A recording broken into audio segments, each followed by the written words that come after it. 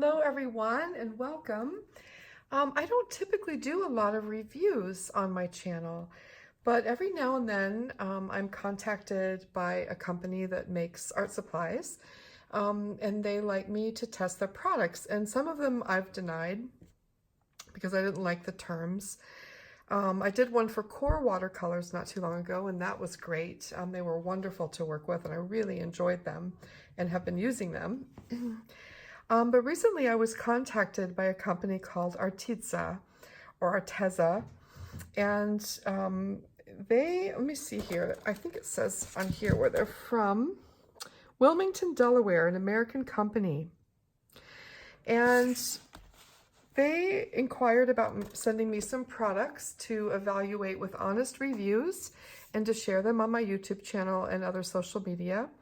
And give my honest review. And I loved that. I love that they were really looking for an honest review. And what I really liked about their products when I looked at them is that they had a wide variety of products, but their prices are incredibly affordable for what I'm assuming is between a student grade and a professional grade product. And a lot of times, my students, I use a lot of handmade paints, and because I've been painting for a while and because I sell my work, I'm a professional artist now that sells her work, I tend to use, really top grade professional products, but those things are really expensive and sometimes can be a deterrent for people when they're just starting out and are afraid to make that investment of hundreds of dollars right off the bat. It's one thing to buy a small selection of handmade paints and use them for your delicious dandelion lessons and more intuitive works. But learning to paint requires, a different variety of colors sometimes, and different price points of products, right?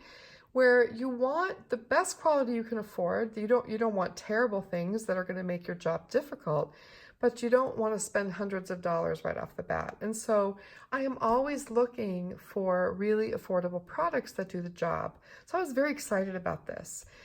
They also offered me a chance to be an affiliate, which means I would get a percentage of the sales if I shared links to their products.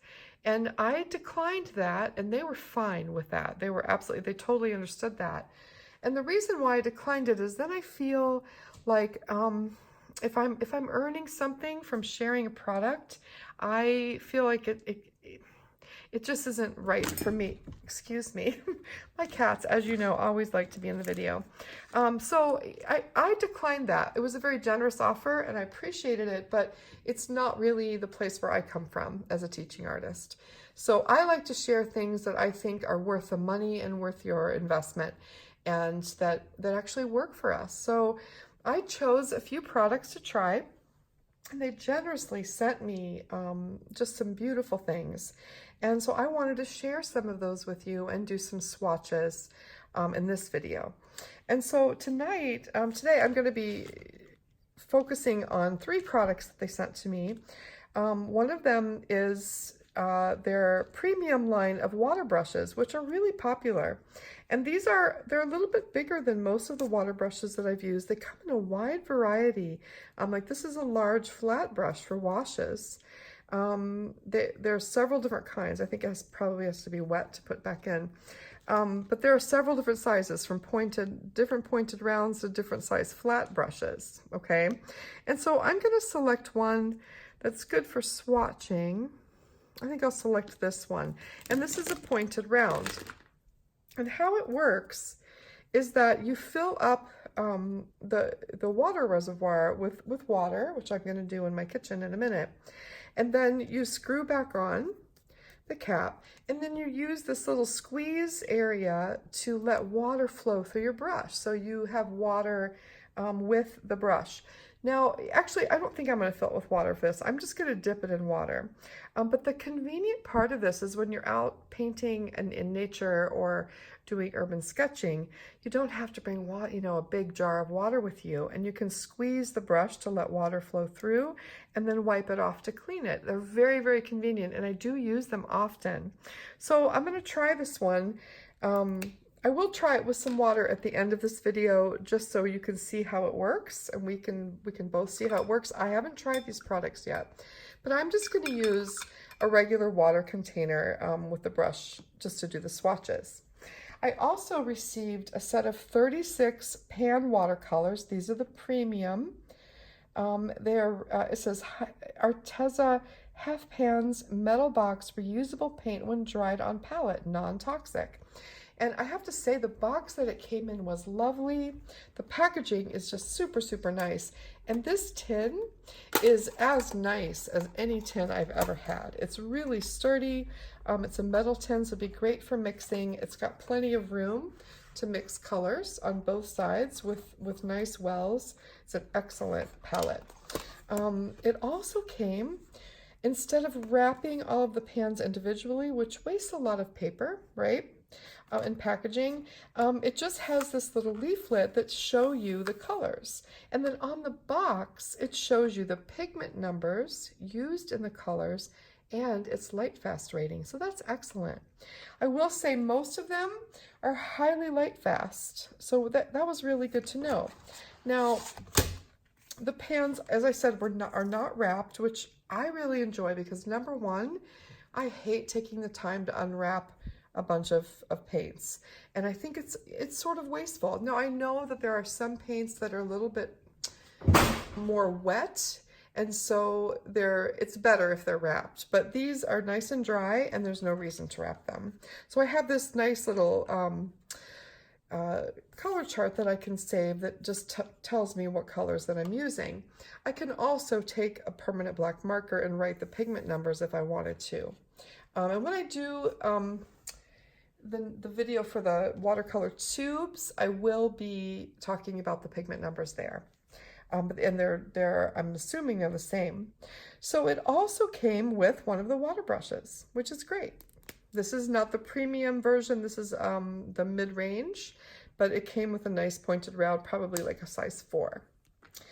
So the other product that they sent to me is this set of it's a watercolor pad, 14 sheets of watercolor paper. And what I was most impressed with, first of all, the packaging is beautiful. It's really, really nice. When the paper came, it had cardboard pieces on the edges, which protect the edges of the paper. That is ingenious. I have never seen that before, and I can't tell you how many times I've ordered a pad of watercolor paper that came damaged on the edges. So that was very thoughtful. So this paper is their expert paper. It is 100% cotton, cold pressed, double-sided, acid-free, glue-bound, ideal for watercolor techniques and mixed media. It's a 9x12 pad and it's 14 sheets of paper. They say you can use it on both sides, which is great for practicing. Not really that important if you're, let's say, it's not that important if you're making a painting because you're not going to paint on the back necessarily, but for practicing, it's a wonderful thing. So what I noticed right away, the paper is nice and heavy, like a typical 140 pound, and it has a very specific texture to it. And I don't know if you can see that so much, but it has a very specific texture. It is a textured paper. So typically I use hot pressed paper. Every now and then for a looser landscape, I'll use a cold pressed paper. So I'm going to try it for that. But what I really like about it is that it's 100% cotton and very affordable. And I will list some prices in the description box below, along with links that they gave me for each of their products, so you can look at them on their website. Again, I chose not to do the affiliate program, so I will not earn anything from your purchase. So I'm just going to start swatching these colors out and see what I think. So I'm going to put it on time lapse, so you don't have to watch me swatch for half an hour, and then I'll come back and talk about it.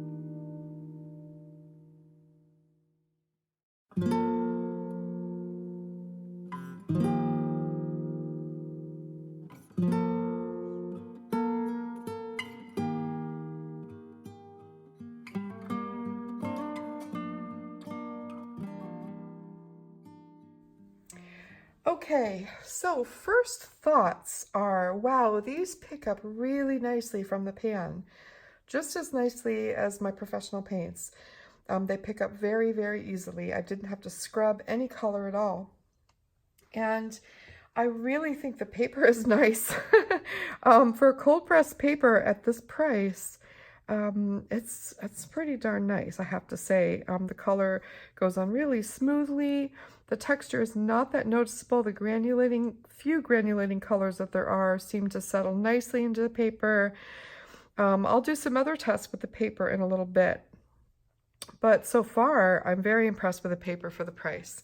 Now, the colors are really rich and saturated. I wouldn't call them all very transparent. Some of them are, but I'll do a little transparency test in a bit.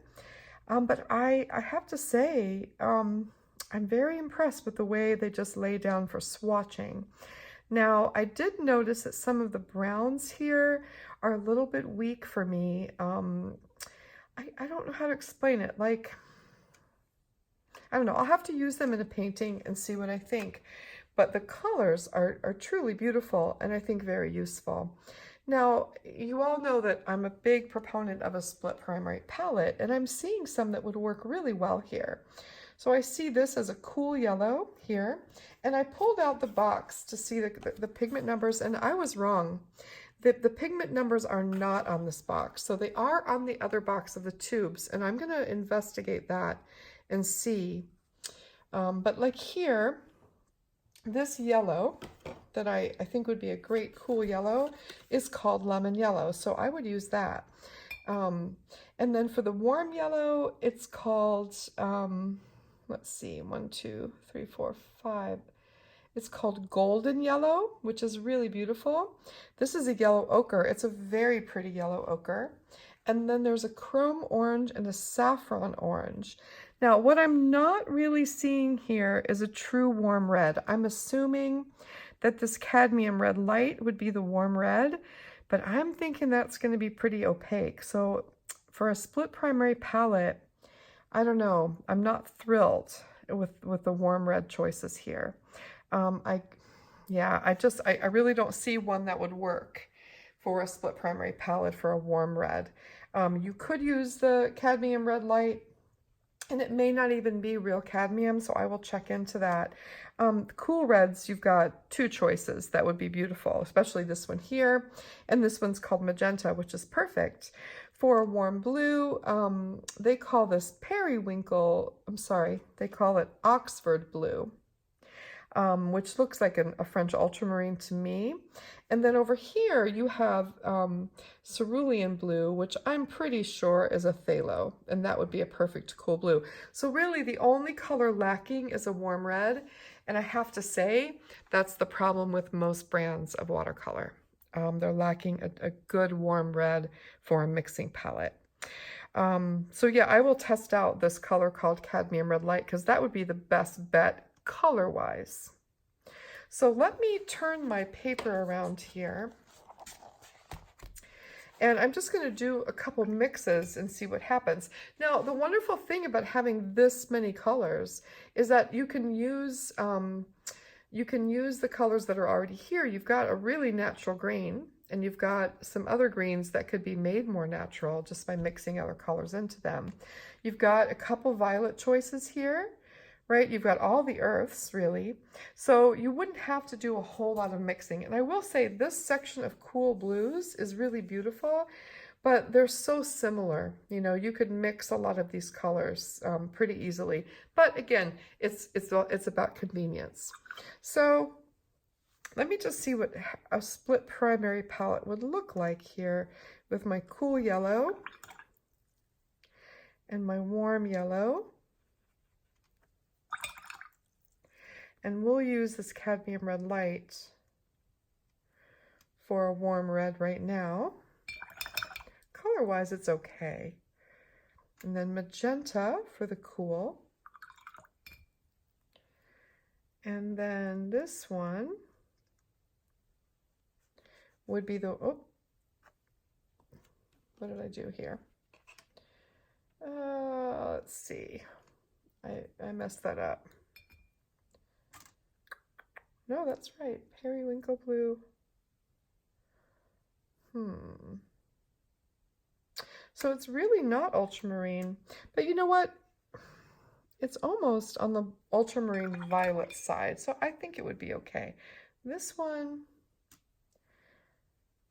is too cool.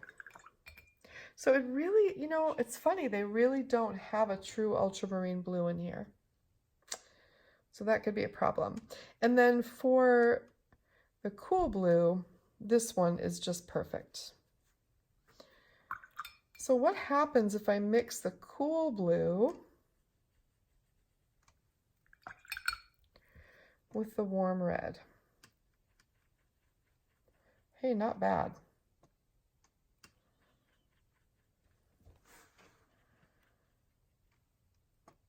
But I can tell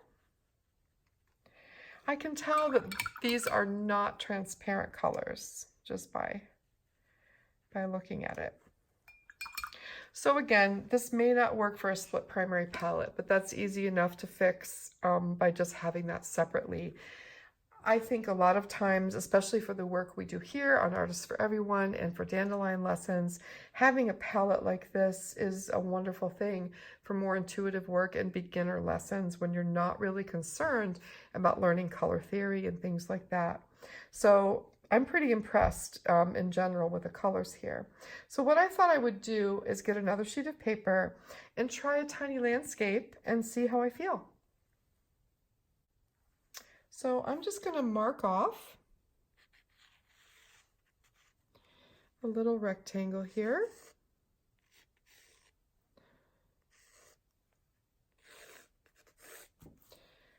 And I'm going to use this brush. Now, I have to say the brush is really great. And I filled it up with water just so we could try it really quickly.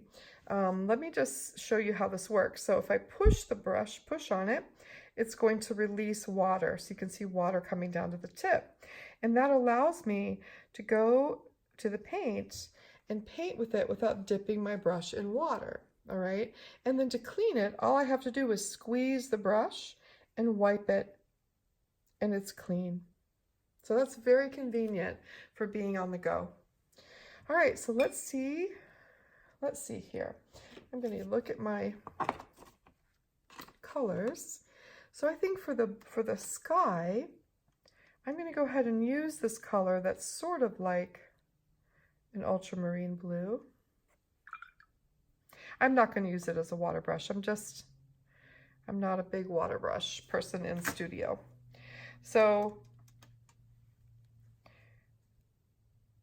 I'm going to put a little bit here in the mixing tray. And then I'm going to add a tiny bit of what they call burnt sienna, which is right here, just to gray my sky out a little bit. See, so this is very, it is very purple, this blue. It is definitely not an ultramarine blue, for sure. I'm going to add a little bit of orange to it. And I'm getting sort of a purple color. So let me see here. I'm going to go try this one.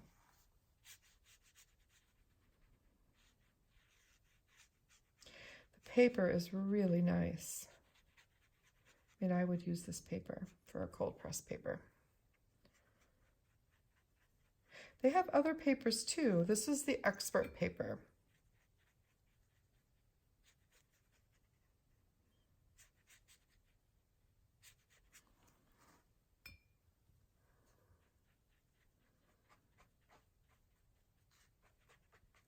So a lot of times I scrub the paper to remove paint, and I lift.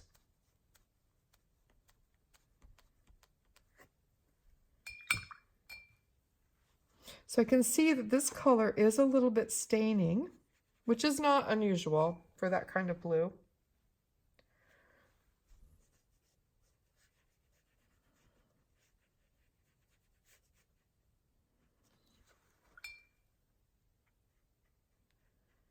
The paper seems to be holding up pretty well. It's not, so here the paint is blooming a little bit. Not the paint's fault so much. as in probably my fault, but I wouldn't call it fault. I actually like that. It's something that I really enjoy with watercolor. I like blooms. I like things like that to happen. Add a little bit more of this purple.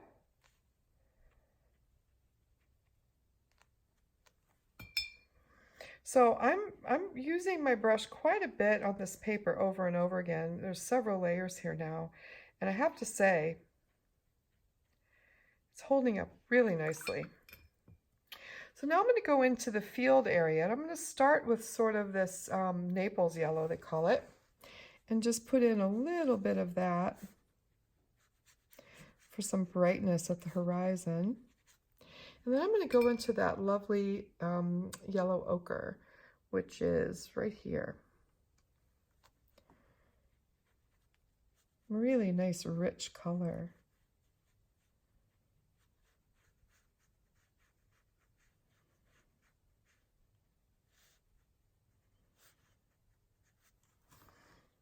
And I'm going to go into some maybe burnt sienna and sepia mixed together for some contrast in the foreground. Boy, these really do lay very nicely on this paper. The paper has a nice feel to it. I do like the paper tremendously. A little bit more of this yellow, different yellow, dancing it in there a little bit.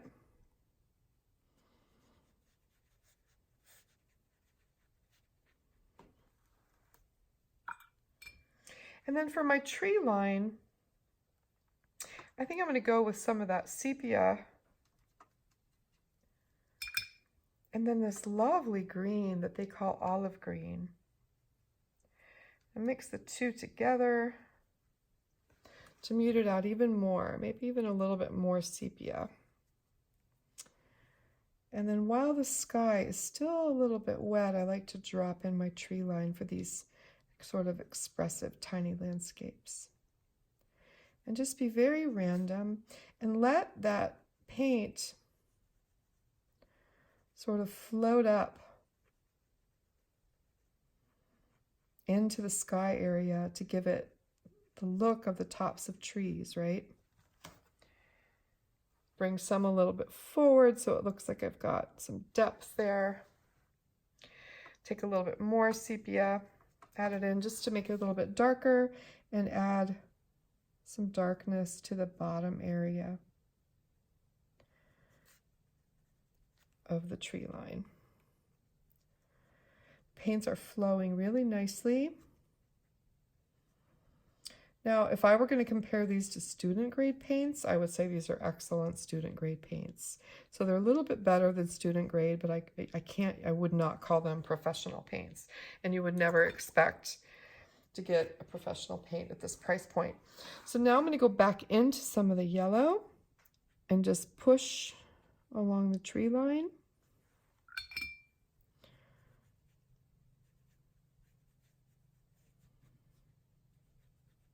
Bring it down. Just clean up that edge a little bit. I love that featheriness. That's really glowing. So I didn't do a lot of mixing. I just pretty much used the color straight from the pan, except for this purple color that I mixed, and adding the sepia and the forest green to get some depth. So the colors are very clear. And gosh, I have to say, I'm really loving this paper. The paper is fantastic. The brush is pretty great too for a water brush. And the paints, I have to say, if I were wanting to buy like a full set of paints like this for, you know, under $30, I would snap this up in a heartbeat. Just look here at this orange. Yeah, pretty nice. So there's not a whole lot of granulation in these paints, which I wouldn't expect, you know. I mean, usually the higher quality the paint, the more kind of special effects like that you're going to get. There's not a lot of granulation, but it has a beautiful texture. And again, the colors are really rich and glowing. I'm going to let this dry and then come back and see how it looks when it's dry. Okay, so the painting is dry, and I have to say the color really held up well. It did not fade so too much. Your watercolor usually dries quite a bit lighter, and it really held its color nicely. While it was drying, I drew a line here with black Sharpie. I think it's dry. And I just want to try some of these colors. I want to try this warm red, the cadmium red light. So if it's opaque, it's going to stand up right over. Yeah, see, that's an opaque red. So it would not be great for a split primary palette. But like the lemon yellow, let's see how that looks. Pretty good. I would call that semi-transparent, semi-opaque. Let's see how the earths are.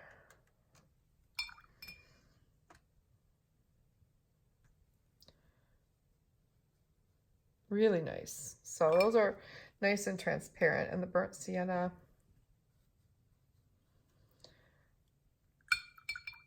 So this is burnt sienna, this is burnt umber. I would say they're not true burnt sienna and burnt umber colors. Let me just see this one. No, this one's burnt sienna. They're a little bit off. They'll work. Yeah, let me just try a couple other ones. Let me see about this green. Yeah, that's great. So these are nice and transparent, some of them. The cool blue is nice and transparent. I would call these semi-transparent, that's transparent. So that's great. I mean, you've got a wide range of colors here. They have unusual names for paint. So like this green is spring green, jade green, fern green, cobalt green. So they're saying this is cobalt green, so that would be sort of an opaque, yeah, green. I'm not sure if it's really cobalt green because they don't give the pigment numbers. So maybe that's available on their websites. But the names are a little bit different than most paints that we're used to. So again, and without pigment numbers, I really can't tell what they are. But I would say I'm really happy with this paper. I'm really happy with this brush. I would use these for myself. But I would not hesitate at all to recommend any of these products for a beginner or someone who just wants a wide variety of colors to do more intuitive and fun works with without breaking the bank. It's really fantastic. I want to say this set is around $30 or less. So that's pretty amazing for all of these colors. Winsor Newton Cotman, I don't like as well as I like these, and they're more expensive than that. So I'd say this is a really great bet. I'm thinking that the only color that probably is not light fast is this pink. And usually these bright pinks like this are dye-based and not light fast. But everything else, if it's anything like the colors that come in the tubes, they would be light fast. But I'll check on that too. But anyways, I'm really happy with these. I think they're an excellent value and a really fun set of paints to use. And I'm going to go back to my color chart here and look at that. They really held up pretty well. They're nice and vibrant, aren't they? And just show how they mix. Let's say I have this blue and I mix a nice yellow into it, and they mix really beautifully. And we'll add just a tiny touch of red to it to make it even darker. You can get a really nice dark green with that. If I drop water into it, I do get blooms, which I love. So yeah, I think they're really a great value. I'm pretty excited to have these. I'll definitely use them this week for my intuitive work too a bit and see how they work for that. Yeah, really gorgeous. So those are the Arteza, I'm calling it Arteza. I hope I'm not saying that wrong.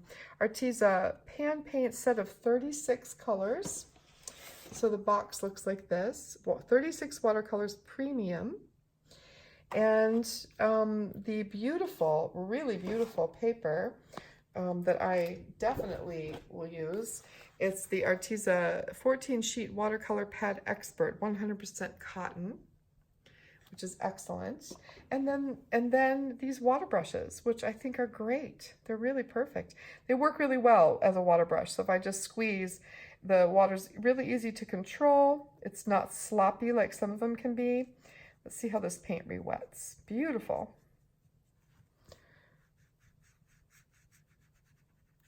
And then if I just squeeze it a little bit, let the water come out, and then wipe it, I can get a clean brush. See? Pretty neat. All right, everybody, so that's the first review. I'm gonna do more reviews. I'll do the 2 paints at another time, and I'll just keep going through the products that they sent to me. So far, I'm really impressed. So well done, Arteza, and thank you so much for sending me your beautiful products. All right, everybody, have a great rest of your week, and I will see you back soon with another review. Take care.